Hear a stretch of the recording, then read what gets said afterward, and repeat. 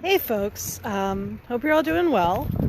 This is Allison from Thriving While Disabled. I just wanted to say hi and I'll talk a little bit about my FND symptoms. I've been talking a lot about living and managing COVID-19. I think I've shared a lot of the useful posts I can think of. I will continue to share as I think of them though, don't worry. And I am shifting because April is FND Awareness Month. So I do want to spend some time letting you guys know more about FND, what it is, how it works, and all of the other good stuff that goes with it, and not so good, of course. So I do plan on having everything I talk about also be useful for other people with other conditions as well. But I do want to talk specifically about FND as much as I can this month. So I have, as you can see, today is a symptom day because it's a little chilly and the stress of everything I think is getting to me a bit. But for me, my FND symptoms are mainly movement symptoms. You can see that I'm rocking back and forth a bit. I'm really sorry if this makes anybody feel a little seasick. I try to keep the camera steady when I can, but if my whole body's rocking, it's a little hard. One of my big challenges when it comes to hospitals or emergency rooms or anything like that is bias. I'm shaking and twitching, and people who aren't very aware will often misunderstand that and think of it and sometimes consider it seizures. I've had people freak out because I'm having seizures when I'm not. Other people with FND do have seizures, and they have to deal with the things that go with that. For me, though, it's rocking, shaking, hand movements, all different kinds of muscular movements. I'll have my jaw do open wide or snap shut, sometimes one right after the other, and other types of symptoms that just make everything a little harder when they hit. So my big goal is two parts. One is to manage my life stresses so I'm less likely to get symptomatic. And the other one is to do my best to not be bothered too much by my symptoms. And what I mean by that is these movement symptoms can be a little stressful. They can be very annoying. They can be frustrating.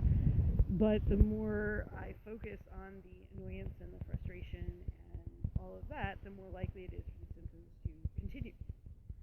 Where if I can say, yep, okay, I'm shaking, and then get on with my life, the symptoms usually calm down more quickly and are less severe. This is basically stress management in another form. And so for me, a lot of my symptom management is about managing my stresses, physical stresses, emotional stresses, all of them combined. And I also have other symptoms. I have urinary, specifically urgency symptoms at times. And I now have developed sensory symptoms, sensation symptoms. So like, as an example, the lower outside of my left calf feels numb most of the time.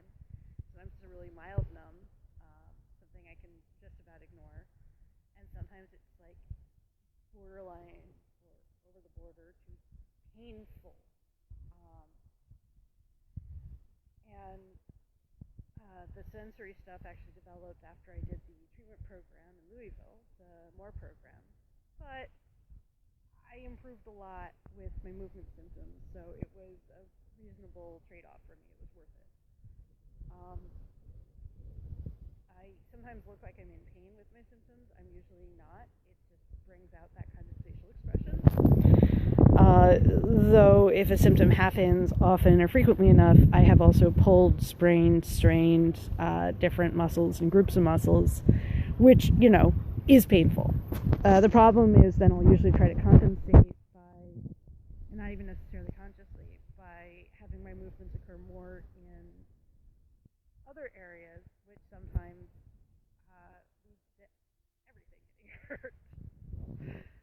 It can be challenging, but I manage best I can, and I do my best to manage the stress. As I mentioned, COVID-19 itself is really stressful, both the what's going on in the world, all of the people who are getting sick and dying in the hospitals being overwhelmed, and the emotional toll of being kept home alone during all of this. That's why I'm doing these talks, honestly, to give myself a connection with you, my audience, and to have you have a friendly face talking to you every day, at least every work day. Sometimes I take weekends off, but I just want all of you to know that I'm doing this for me, and I'm doing it for you too. And like I said, this month is going to be kind of focused on FND education, which I think is useful for anybody to better understand the condition. It's a commonly misdiagnosed condition and a commonly missed diagnosis. So for people with mystery illnesses, this might be what you have. Or for people whose explanations don't totally make sense, this also might be what you have. I am going to be launching I'm really excited. I'm going to be launching a course on FND later this month, and I'm really looking forward to sharing my knowledge and experience with all of you. I'm also going to be doing a talk about finding the right doctor for you through FND Hope for their FND Awareness Month. That's going to be sometime during the week of the 20th of April, and I'm very much looking forward to that too.